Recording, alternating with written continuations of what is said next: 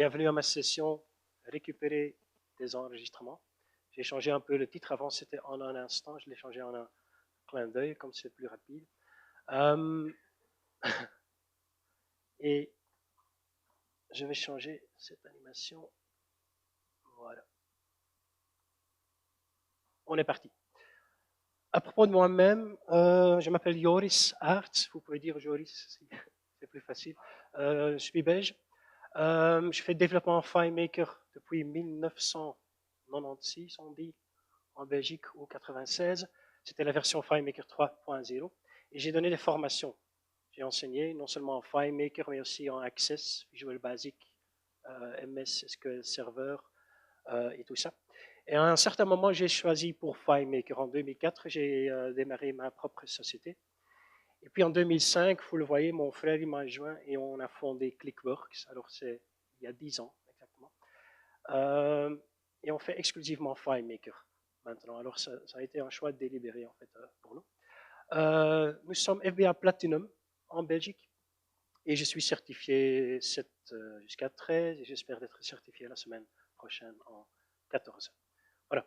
Si je ne fais pas de développement FileMaker, je fais la voile, je suis un amateur de voile en deliver, en laser, je fais la compétition en laser. Alors c'est ma grande passion. Et je suis aussi passionné par des véhicules électriques. J'en ai une depuis le mois de juin, je suis vraiment enthousiaste, vraiment totally into it. Alors si jamais vous avez des questions là-dessus, venez chez moi. Ok, cette session, le défi. Comment récupérer des enregistrements supprimés? Est-ce que je peux vous poser une question? Qui actuellement a déjà mis une stratégie ou une technologie en place chez les clients qui leur permet de récupérer des enregistrements individuels? 1, 2, 3, pas trop, hein? Je pense pas. Parce qu'en général, c'est dur à faire. Il y a beaucoup de scripting, il y a beaucoup d'entretien là-dessus. Et moi aussi, je ne faisais pas jusqu'au moment que nous avons découvert cette technique que nous employons maintenant. Alors en général, c'est dur de le faire. Et qui a déjà reçu un appel de son client avec la demande de récupérer certains enregistrements d'un backup? Tout le monde? Vendredi soir, 8 heures. Et alors voilà, tu prends le backup, tu fais recherche, tu trouves l'enregistrement, tu le récupères. Et puis samedi matin, tu as à nouveau un appel parce que tu as oublié les 2, 3 tables liées. Et il faut aussi importer là-dedans. Vous connaissez la situation un petit peu? Voilà, c'est ça le problème que je vais essayer à résoudre aujourd'hui. Oui, je vais d'abord vous montrer. Qu'est-ce que je veux dire avec récupérer en un clin d'œil? Voilà, j'ai ici une table très simple avec des articles qui me sont très proches. Voilà, les articles de voile, j'ai un chariot, j'ai une voile laser standard, des poulies, girouettes, titanium, etc. Et supposons que nous n'allons plus vendre des chariots. Okay? Dans la tête de l'utilisateur, c'est « Ah oui, j'ai plus besoin de ça, je supprime ». Bien sûr, en réalité, on ne veut pas qu'il supprime vraiment, mais bon, hein, oui, il veut supprimer. Alors je vais supprimer. Je clique sur le bouton « Supprimer ». J'ai le boîte dialogue standard FileMaker. Rien dans les poches, voilà, c'est parti. Et je n'ai que 4 enregistrements des 5 qui existaient avant. OK? Alors je supprime encore un autre. Voilà, je supprime la voile. Et voilà. Ah zut, est-ce que j'ai supprimé la voile? Zut, je vais quand même vendre encore. Alors comment récupérer ça? J'appelle le consultant. Le système que j'ai ici, voilà, j'ai un autre modèle archive article. Et vous voyez ici, en fait, j'ai ma table complète et les articles qui manquent affichent maintenant le bouton récupérer. Alors je peux récupérer celui-là, celui-là, celui-là. Il est tout de suite présent dans ma table article. Voilà, ça c'est la technique que je vais vous montrer. Mais avant de faire ça, il faut que je vous explique d'abord quelques principes. Alors l'agenda, d'abord ce qui est hors sujet. Pourquoi supprimer? Il n'y a pas trop de bruit dans le micro? Non, ça, ok. Les techniques courantes et la nouvelle solution. Et puis aussi un mot sur la performance de cette nouvelle technique. OK? Hors sujet, je ne vais pas parler aujourd'hui des sauvegardes. Ce que je vais vous expliquer n'empêche pas que vous devez avoir une bonne stratégie de sauvegarde en place. Pour des cas où le serveur tombe, ou tombe en panne, pour des cas que vous perdez des fiches de façon, comment dire, inexpectée. Ce que je vais expliquer, c'est plutôt une stratégie pour supprimer des fiches de façon contrôlée. Okay? Alors les sauvegardes doivent être en place. Ça va? Je ne vais pas parler des stratégies de sauvegarde. Oui, pourquoi supprimer? Pourquoi est-ce qu'on supprime quelque chose d'une table FileMaker, en fait? Est-ce pour économiser de l'espace? Qui fait ça? Qui va régulièrement nettoyer les tables FileMaker pour réduire la taille de la base de données? Parfois. Pourquoi? Parce que la mémoire est chère, parce que les disques durs, il n'y a pas assez d'espace sur disque. Non. En fait, peut-être il y a 20 ans, c'était des raisons valides pour réduire la taille d'une base de données, mais actuellement, il n'y a plus de problème. Mémoire vive coûte rien, mémoire disque coûte rien du tout. Alors, réduire la taille d'une base de données juste pour économiser de l'espace, pour moi, ce n'est pas une raison valide. Vous êtes d'accord? Plus ou moins?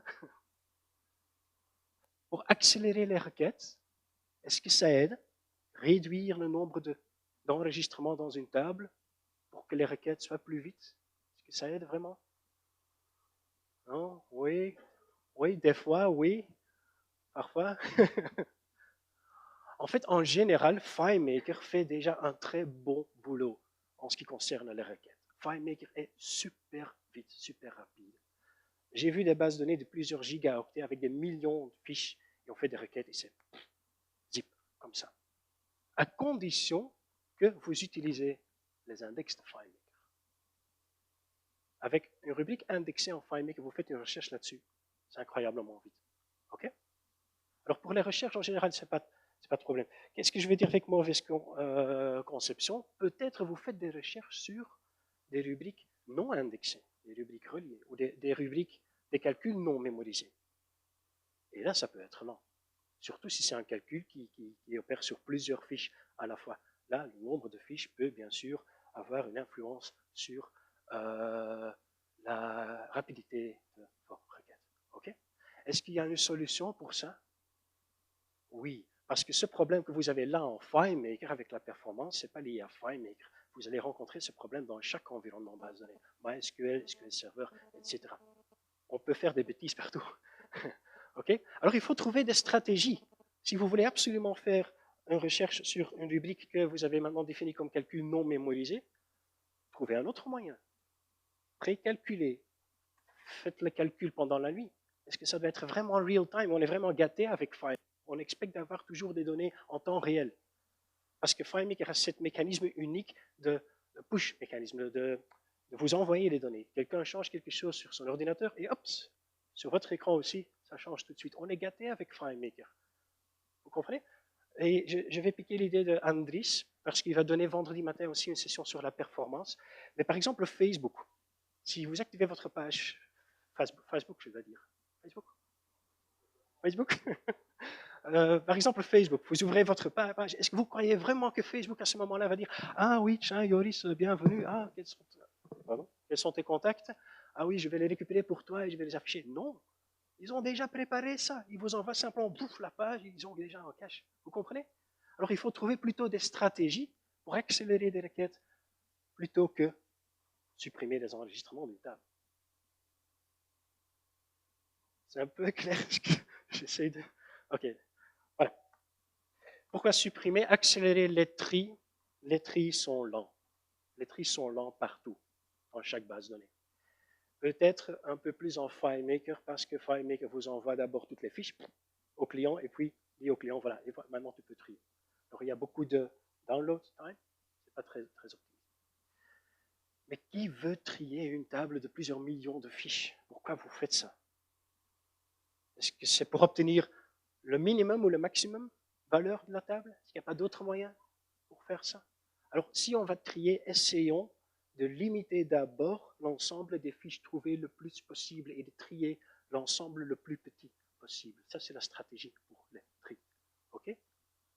sûr, on est à nouveau gâté en FileMaker parce qu'on peut définir une rubrique type statistique, hein, faire le total, et voilà, vous activez votre base de données en mode liste, et bouf, il commence à calculer le total de l'ensemble des fiches. Évitez cela. Okay. Alors, les tris non plus, c'est une raison valide en fait pour supprimer des fiches. Vous êtes d'accord? Accélérer les statistiques, même chose. Essayez de préparer des rapports pendant la nuit. Essayez d'utiliser, exécuter script sur serveur justement pour accélérer ce genre de statistiques, au lieu que de le faire comme on le faisait déjà pendant 10 ans, 15 ans en FileMaker. Il y a des nouvelles techniques maintenant. Alors nous sommes d'accord? On ne va plus supprimer. Supprimer, jamais. On arrête. Après aujourd'hui, vous n'allez plus supprimer une fiche votable FileMaker. Au lieu de les supprimer, le vrai problème alors, c'est de ne pas de supprimer des données, c'est plutôt de cacher des données obsolètes. De les mettre quelque part de façon invisible. Et on ne supprime pas. On ne supprime pas. Alors ma session sera plutôt sur comment masquer, comment cacher des données obsolètes plutôt que comment supprimer des données obsolètes. Et il y a quelques techniques courantes. Je vais vous les présenter. La première technique, c'est la suppression. Bah, pour être honnête, moi je le faisais aussi. Hein. Je supprimais tout le temps. Deuxième technique, c'est une table archive. Troisième technique, c'est marquer certaines fiches comme inactives. OK? Alors la suppression, est-ce que c'est une bonne idée? Non, ce n'est pas une bonne idée parce qu'il y a non seulement la suppression dans la table active, mais aussi la suppression en cascade. Par exemple, nous avons comme client un bureau d'événements. Et alors, il a une fiche événement, et puis il y a toutes les notes de frais, il y a le personnel, il y a un événement, il y a les factures. Alors, si lui, et ça lui arrive 2-3 fois par an, si lui, il supprime un événement, toutes les autres données liées sont supprimées avec. Alors, si lui m'appelle vendredi soir, est-ce que tu peux récupérer un événement pour moi? Je sais, ah oui, c'est au moins 1 heure de travail, récupérer l'événement, récupérer toutes les factures, récupérer le personnel, notes de frais, etc. OK? Suppression en cascade. On risque d'avoir incohérence. Si on récupère que la moitié des données, vous risquez d'avoir des fiches qui sont plus liées à d'autres fiches. Okay? Et c'est dur à récupérer.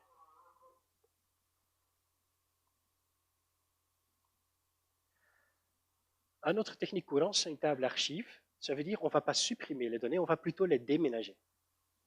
Pardon? Je vais importer les données d'une table active dans une autre table ou un autre fichier archive et les mettre là. Okay? Ça veut dire qu'on crée en fait, est-ce qu'on dit ça, une dichotomie? En FileMaker, on coupe en deux en fait. On crée deux tables et une partie des données se trouve dans la vraie table article et une autre partie des données se trouve dans la table archive. Mais ça demande de l'entretien, bien sûr, parce que si vous ajoutez un champ dans la table article, vous devez aussi l'ajouter dans l'archive. Et vous devez aussi mettre à jour le script pour importer les données de la table active vers la table archive. Okay? Il y a de l'entretien. On risque de double travail. Aussi pour le rapportage, ça c'est un désavantage de FileMaker typiquement, il n'y a pas de moyen facile de combiner ces deux tables.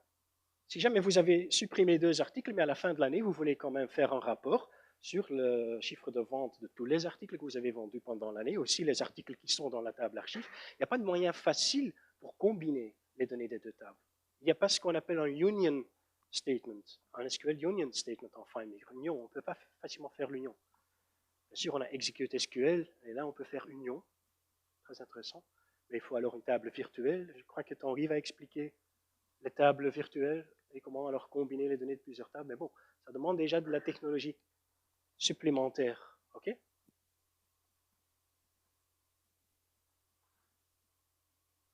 Et je vais vous montrer comment une solution typique avec un archive fonctionne.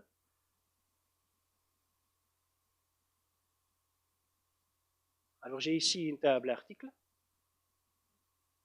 la même table qu'avant, et j'ai mon archive, et pour le moment il est vide. Et maintenant je dois bien, ce que je fais, je vais d'abord activer un menu personnalisé. Voilà, vous voyez que le menu enregistrement a changé, hein, c'est maintenant mon menu personnel. Alors si je supprime, ou si je clique sur supprimer, c'est plus vraiment supprimer. En fait, c'est d'abord déménager, mettre dans l'archive, et puis supprimer. Okay? Alors si j'active le script debugger et je clique sur supprimer, voilà, il va en fait exécuter mon script au lieu de vraiment supprimer la fiche. Et le plus important, ce qui se passe ici, c'est ça, importer enregistrement. Okay. Du code, c'est pas très intéressant. Alors j'importe. Voilà. Il y a encore un autre. Maintenant, dans l'archive, afficher tout. Voilà. J'ai les deux fiches que je viens de supprimer. Et pour les récupérer, je dois faire la même chose, mais dans l'autre sens. Okay. Alors j'ai ici un bouton récupérer qui va faire exactement la même chose, aussi importer, mais maintenant dans le sens dans la table active. C'est ce qui se passe. Alors je suis en train de déménager les données.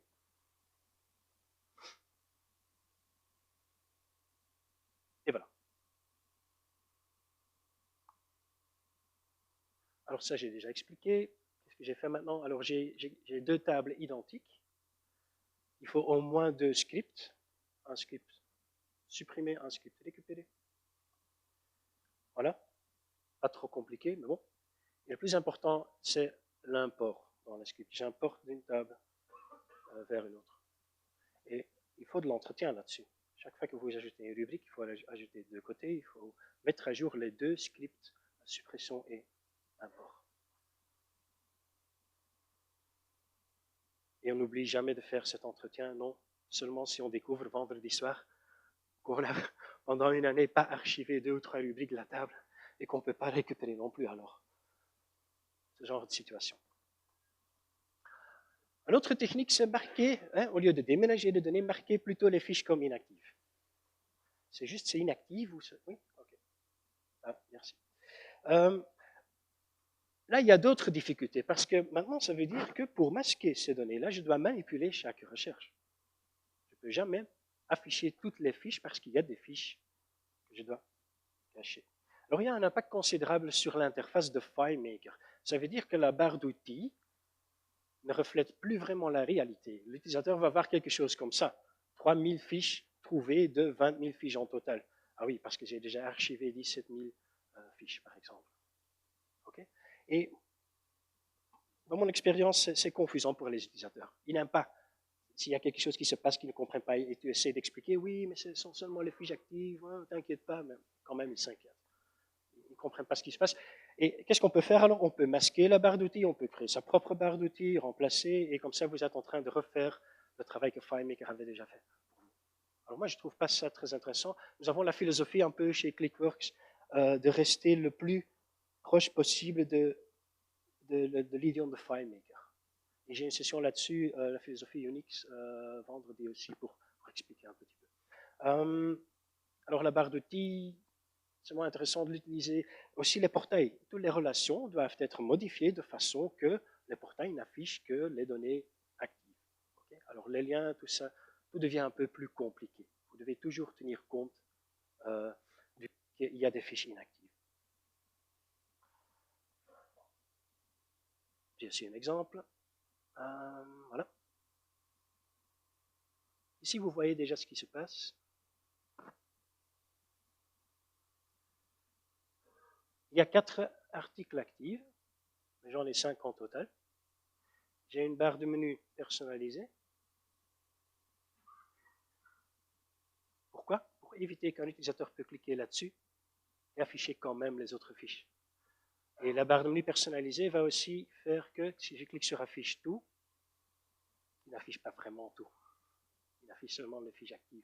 Alors j'ai manipulé un peu. Si je fais des recherches, par exemple tout simplement Astérix dans le nom de l'article, je vais manipuler la recherche de façon aussi qui va omettre les fiches inactives. Voilà, il me donne toujours 4 fiches des 5. Si je désactive cette barre d'outils, pardon, cette menu, je mets le menu FileMaker standard, je clique sur affiche tout, bien sûr, voilà, je vais découvrir qu'il y a un article qui était coché comme inactif. Alors ça demande un peu d'entretien, un peu de travail sur l'interface là. Et moi, personnellement, j'aime pas tellement qu'il y a ici un nombre de fiches qui ne reflètent pas la réalité. Ça me gêne un peu.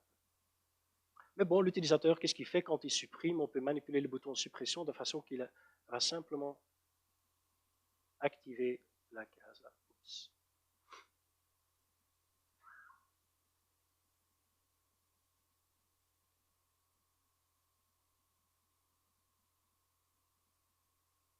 Voilà, si je réactive les menus, je fais la recherche. Okay. Alors il faut un ensemble de scripts, je vais vous montrer. 2 scripts d'outils pour ignorer et pour le déclencheur de script en quittant le mode recherche. Et 4 scripts pour les menus, afficher tous, afficher, ignorer, supprimer et supprimer tous.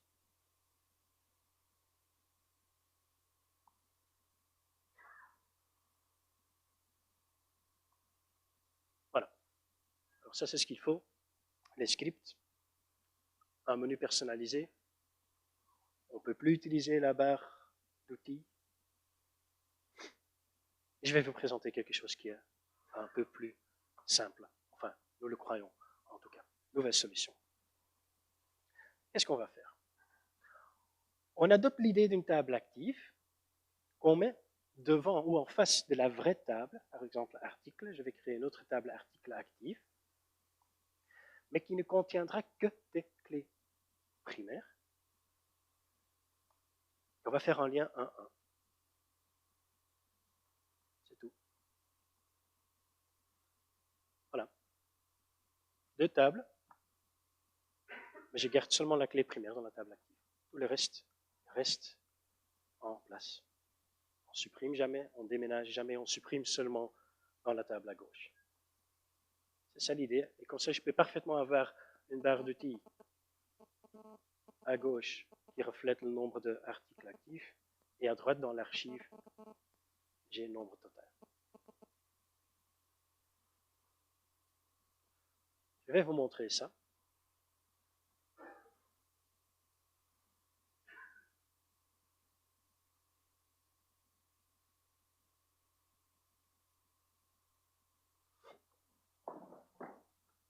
Suivez-moi, c'est très simple. Je pars d'un fichier vierge, alors seulement une table article. Okay? Alors qu'est-ce que je fais? Je vais en définition table, voilà, et je crée une nouvelle table article.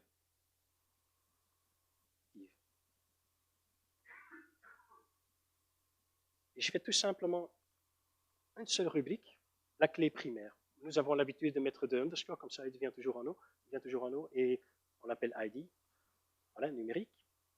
Je ne dois même pas activer l'option numérotation automatique, même pas. Enfin, c'est un choix, mais on peut en discuter après. Voilà. Puis ici, dans le lien, je mets cette nouvelle table littéralement devant la vraie table. Je fais un lien 1-1, clé primaire vers clé primaire. Comme on dit en français, simple comme bonjour. Puis les options de cette relation, je fais double-clic là. Qu'est-ce qu'il y a? Et ça, c'est important. J'ai le choix de permettre la création à gauche dans la table active. Est-ce qu'on veut activer ça, oui ou non? Qui dit oui, qui dit non? Non? Oui. Si jamais on crée quelque chose dans l'archive, on veut aussi que ça soit tout de suite actif dans la table active. Alors on peut activer ça. Dans l'autre sens, certainement. Parce que je vais avoir la possibilité de créer à partir de ma table active directement aussi dans la table archive. Pour la suppression, c'est un peu différent. Est-ce que vous avez cette case-là? Qui dit oui? Vous avez bien suivi. Voilà. C'est le plus important de cette session. On ne supprime pas à droite, on ne supprime pas dans l'archive. Est-ce qu'on supprime dans la table active? Non? Pourquoi oui?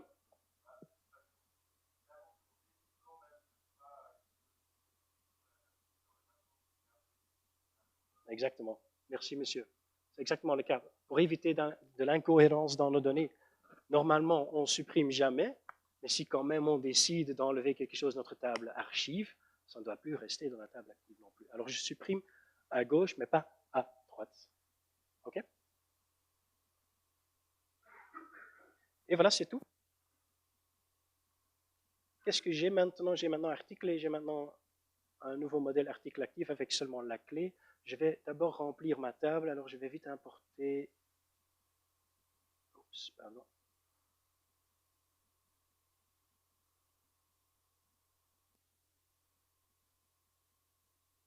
Et voilà, comme ça ma table active est maintenant remplie. Alors j'ai un lien 1-1 vers les 5 articles que j'avais. Ok, puis je vais en mode modèle.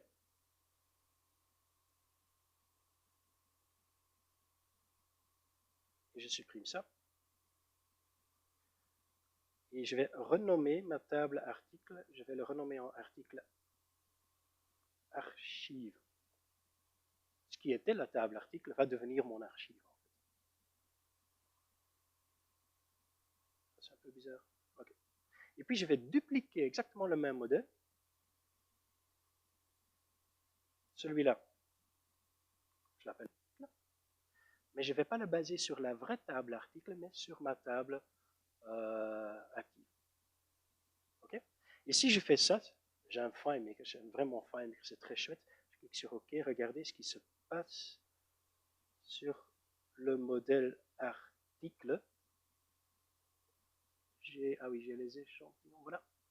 Il va automatiquement adapter les références des rubriques. Maintenant, ce sont tous des rubriques externes, vous voyez? Alors, le modèle est basé sur la table article active, mais toutes les données viennent de la vraie table article. D'accord? Alors, ça fonctionne déjà, c'est déjà fait. Je peux maintenant supprimer, et vraiment supprimer, rien dans les poches, pas de script, pas de barre de menu, vraiment supprimer ici. Voilà, il ne reste que 3 articles actifs. Et dans l'autre table, bien sûr, comme je ne supprime que des clés primaires, ça reste là. Merci. C'est un peu magique. Maintenant, pour récupérer. Comment récupérer les enregistrements? Je vais en modèle. Je vais vite faire un petit bouton pour récupérer.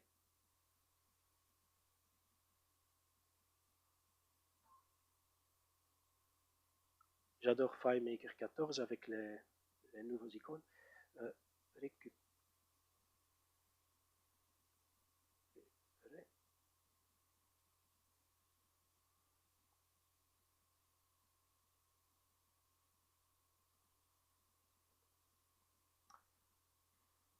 Je fais un double-clic.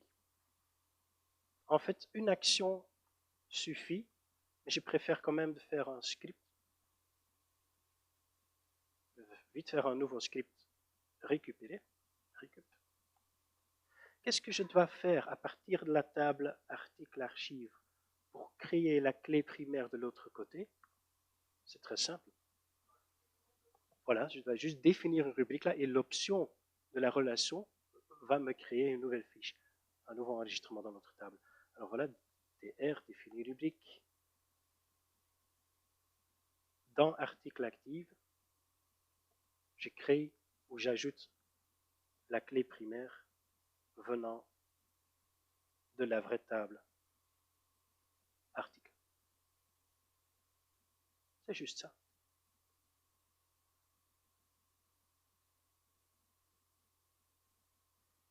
Et pour mettre une série sur le gâteau, je peux encore masquer ce bouton s'il n'est pas nécessaire. Et comment faire ça? Avec cette option masquer objet quand. Je vais le masquer quand il y a bien une clé primaire présente de l'autre côté. Voilà. Alors, j'ai pour ça une fonction est correcte. Voilà. Et la rubrique sera alors la rubrique de l'autre côté dans la table active. S'il y a une clé primaire dans la table active, je ne dois pas afficher le bouton. Parce que je ne dois pas récupérer, il est déjà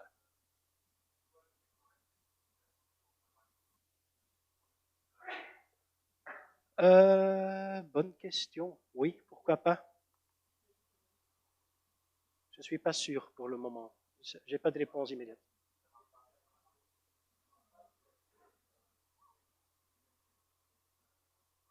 Oui, j'ai un peu peur de ça aussi. Texte numérique. Alors moi, j'ai toujours fait comme ça.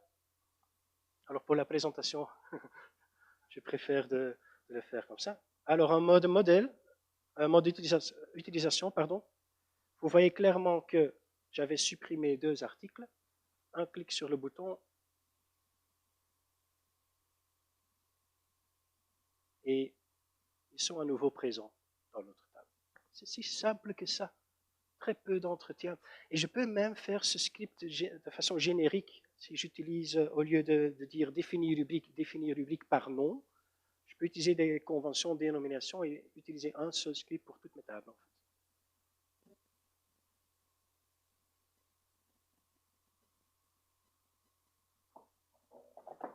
Alors, je récapitule un petit peu. J'ai défini un lien 1-1. On a parlé des relations permettrait la création des deux côtés, mais la suppression sera active seulement aux côtés de la table active. Un script très simple. Ici, j'ai l'exemple avec définir rubrique par nom.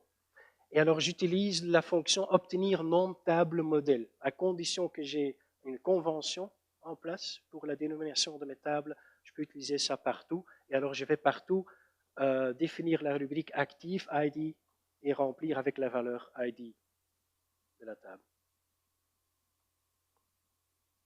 Voilà. Optionnellement, vous pouvez quand même créer une barre de menu personnalisée. Pourquoi? Pour dans l'archive, pour éviter que quelqu'un clique sur le bouton supprimer dans la table archive. Et comme ça, on évite vraiment que quelqu'un peut supprimer. J'ai l'exemple.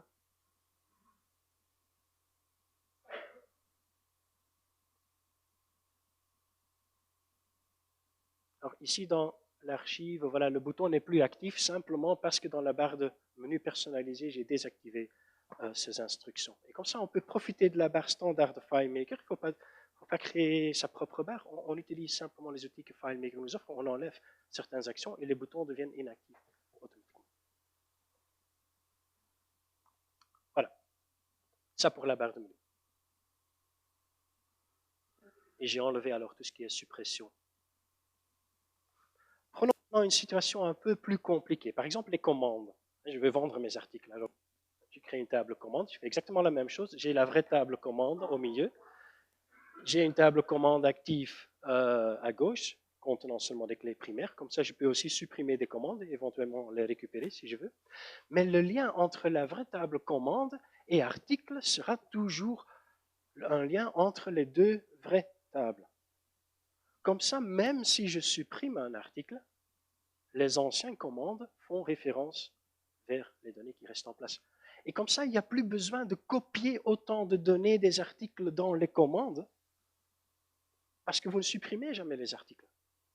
Avant, j'avais l'habitude de créer des rubriques, bien sûr pour le prix, mais aussi pour la description de l'article, éventuellement pour l'image, et j'importais tout en commande justement pour garder l'historique. Maintenant, c'est plus nécessaire. Comme vous ne supprimez plus jamais des articles, vous gardez toujours l'historique par défaut. OK? Question?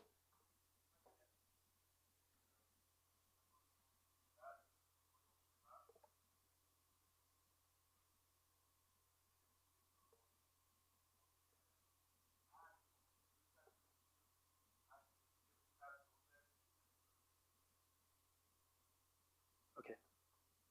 Autre question pour le moment? OK. Je vais tout de suite vous montrer l'exemple en fait. Oui, de ça je vais en parler après. Je vais d'abord vous montrer comment ça fonctionne. Alors ici j'ai des commandes. Et alors je peux vendre des chariots, des girouettes, etc. Simplement en cliquant là, j'ai ici un portail qui me permet de choisir l'article. Qu'est-ce qui se passe quand je vais désactiver un article? Par exemple, dans l'article, je supprime le chariot. OK, il n'est plus disponible. Pardon. Bien sûr, dans les anciennes commandes, cet article reste toujours disponible, reste toujours visible, sont toujours liés. Mais pour créer une nouvelle commande, je ne peux plus sélectionner le chariot dans la liste, comme il n'est plus disponible. Alors, ce portail-là est basé sur la table active pour présenter seulement les articles disponibles, mais la table commande fait référence à la vraie table article. OK? Et Je vais activer le mode modèle pour vous montrer ici le popover que j'ai fait là avec le portail, article actif, vous le voyez déjà. Et ça, c'est tout ce qu'il faut pour présenter uniquement les articles disponibles. Et pour cela, j'ai défini un lien entre commande active et article actif. Et oui, j'utilise une table de connexion, mais ça aurait pu n'importe quel lien cartésien, c'est-à-dire tous vers tous. OK?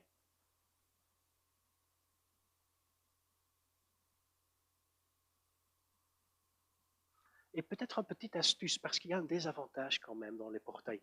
Si je fais un double-clic sur le portail, je peux choisir de trier les enregistrements dans le portail, vous savez. Et si je clique là sur définir, au début, vous allez être confronté avec ça à gauche. On ne peut pas trier. Ah non, parce qu'on n'a pas accès aux rubriques externes de la table article, on a seulement accès à la clé primaire. Qu'est-ce qu'on fait? Et là, il y a un petit truc, un petit astuce en FileMaker, et pour le moment, en 14 fonctionne toujours, c'est pas en 15 ou 16, ça va encore fonctionner, mais je vais vous montrer quand même. Le truc, c'est de vite modifier la table derrière. Alors, cette table article est en fait une table plus loin. Du point de vue commande, je vois d'abord ma table article actif et puis la table article derrière. En fait, et si je fais ça, alors je change vite la table, j'ai accès à toutes les rubriques, alors je peux maintenant les trier par prix, par exemple, le moins cher au-dessus.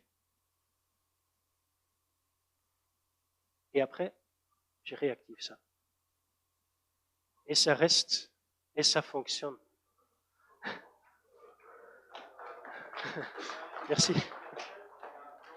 C'est pas plus lent, j'ai eu une question, c'est pas plus lent. Je vais parler de la performance tout de suite.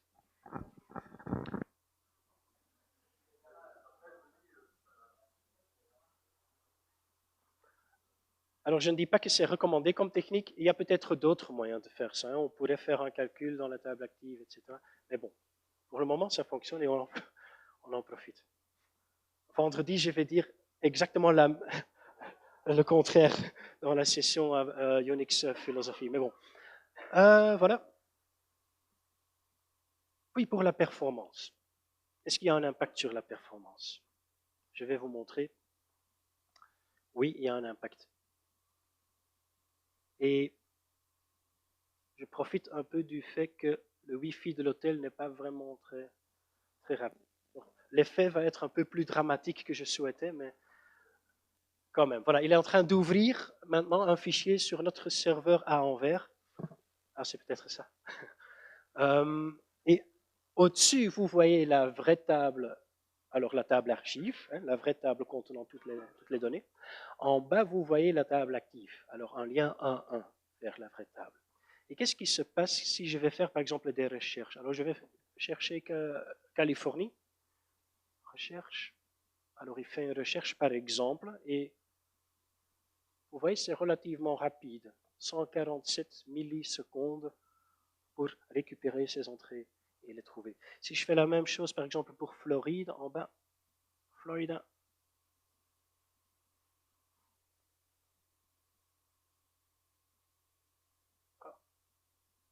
c'est un peu plus dramatique que je souhaitais. En fait, c'est à peu près 100 fois, non, 10 fois plus long, ou ici 20 fois même. Mais ça va encore. 2000 millisecondes, c'est pas idéal.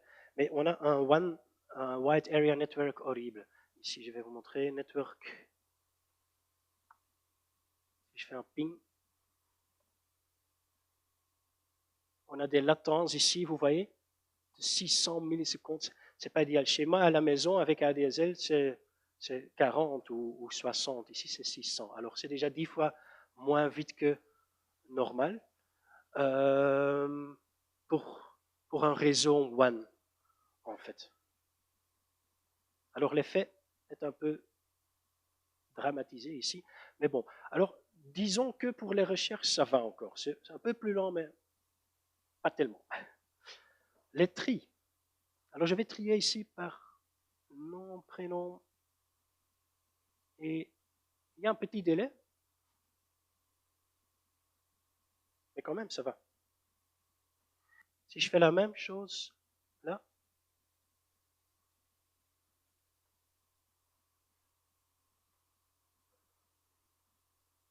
Ça ne va pas du tout.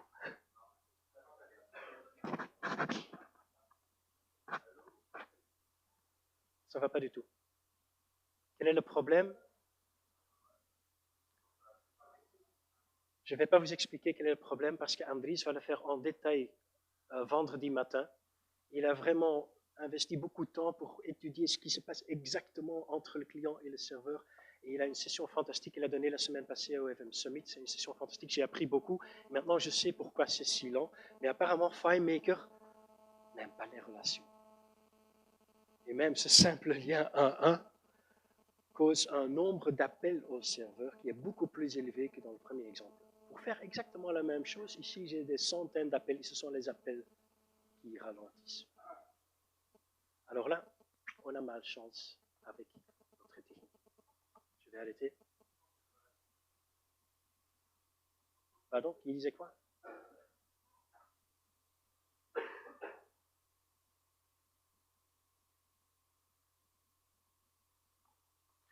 Les recherches en local et sur le LAN, alors avec des délais de 3-4 millisecondes, ça va parfaitement. Les recherches sont plus ou moins identiques avec cette nouvelle technique. Par le WAN, il n'y a plus d'appels distants pour les recherches, mais ce n'est pas dramatique. Il y en a un peu plus, mais pas un pour chaque fiche. Okay? Alors ça dépend alors de la latence réseau. Et ici, c'est terrible. Alors c'est pour ça que c'est ici très lent. Disons que les recherches, ça va? Les tris, non. Même en local, c'est déjà 2 fois plus lent. Et par le WAN, même un WAN rapide, c'est déjà 100 fois plus lent. À cause des appels distants, alors quelle est la solution? Ne pas trier. Et si vous voulez trier, ne triez pas dans la table active. Si vous voulez faire un rapport, ne basez pas le rapport sur la table active. La table active, c'est pour les utilisateurs, c'est pour l'interface. Pas pour les rapports. Pour les rapports, basez-vous sur la vraie table et vous n'avez pas de problème de tri. Alors, solution, ne pas trier dans la table active. Alors, conclusion, nous croyons que nous avons là un texte facile, avec un impact léger sur des solutions existantes, idéal pour le rapportage des données actives et des données déjà archivées. Merci beaucoup.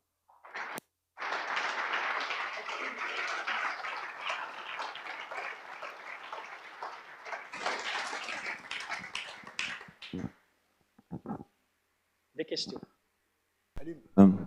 C'est bon. La table active, le modèle actif des articles, c'est celui de l'utilisateur. J'aimerais lui rajouter une rubrique statistique à sa demande, hein, pour, par exemple, avoir le total des prix des articles. Simple rubrique statistique. Comment tu t'y prends? En général, on n'ajoute pas de rubrique dans la table active. Elle contiendra seulement des clés primaires. Toutes les rubriques que vous ajoutez seront sur la vraie table. Et les statistiques, typiquement, on va toujours faire en direct sur la vraie table, justement pour la raison des tris. Si on crée une rubrique qui demande un tri spécifique des données, ben tu l'as vu en fait, ouais. Ça ralentit énormément. Désolé. Non, je veux dire, c'est qu'effectivement la question de monsieur, c'est que, et du coup, ça veut dire que on ne pourrait pas avoir une interface utilisateur avec simplement comme on peut l'avoir normalement, je dirais avec une somme sur une rubrique numérique. Parce que je veux dire, si tu places une rubrique statistique de type total, par exemple, qui appartient à la vraie table, à la table archive, mais que tu la places sur ton modèle de table active, ça ne fonctionnera pas. Peut-être pas. À ma connaissance, pas, non. On essaiera. On essaiera, ce que je dirais, si vous voulez présenter des statistiques aux utilisateurs dans leurs interfaces, alors pas dans un rapport spécifique ou quelque chose qui est créé en PDF, mais vraiment dans l'interface. Alors ça veut dire que vous êtes en train de créer quelque chose comme un dashboard. Je comprends. Okay? C'est jamais une bonne idée de mettre là des statistiques en temps réel. Jamais. Parce que ça va toujours ralentir, non seulement avec cette technique, mais avec n'importe quelle technique. Tu as tout à fait raison, mais c'était quand même effectivement, je pense, pertinent puisqu'on parle aussi des limitations de cette technique Oui. qui est géniale, hein, je ne dis pas, mais qu'effectivement garder ça peut-être à l'esprit, qu'effectivement on ne va pas pouvoir le faire, quoi. Oui, c'est vrai. Merci beaucoup en tout cas, c'était génial. Merci. Autre question? Alors, je vous remercie beaucoup